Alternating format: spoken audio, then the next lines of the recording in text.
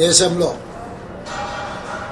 దళితులు, గిరిజనులు, ఆదివాసీలు, బలహీన వర్గాలు, మైనార్టీలను దృష్టిలో పెట్టుకొని ఆనాడు డాక్టర్ బాబాసాహెబ్ అంబేద్కర్ గారు ఒక గొప్ప రాజ్యాంగాన్ని మనకు అందించడం జరిగింది. ఈ రాజ్యాంగం ద్వారా సంక్రమించిన ఎస్సీ, ఎస్టీ, బీసీ, మైనారిటీ రిజర్వేషన్లు విద్యా, ఉద్యోగ, ఉపాధి అవకాశాలలో వాళ్ళ అభ్యున్నతి కోసం కృషి చేస్తూ ఈనాడు వీళ్ళందరూ కూడా డాక్టర్లు, లాయర్లు, ఇంజనీర్లుగా, ఐఏఎస్, ఐపీఎస్లుగా రాణించి ఈ దేశం యొక్క ప్రగతిలో వాళ్ళు భాగస్వాములుగా ఉన్నారు. ఈరోజు భారతీయ జనతా పార్టీ దేశంలో 400 సీట్లు సాధించడం ద్వారా రాజ్యాంగాన్ని మార్చాలనే కుట్ర చేస్తున్నది.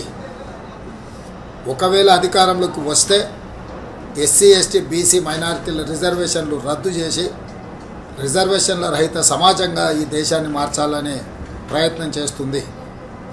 అందుకే 4 కోట్ల తెలంగాణ ప్రజలకు నేను విజ్ఞప్తి చేస్తున్నా.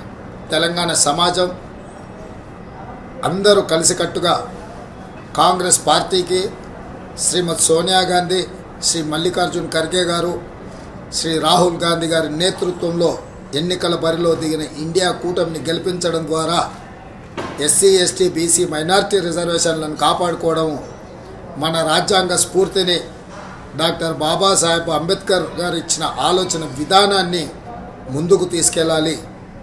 కాబట్టి మిత్రులారా, మీరందరూ కూడా కాంగ్రెస్ పార్టీకి అండగా నిలబడి 13 తారీఖు నాడు జరగబోయే ఎన్నికలలో కాంగ్రెస్ అభ్యర్థులను గెలిపించాల్సిందిగా మీ అందరికీ నేను విజ్ఞప్తి చేస్తున్నా.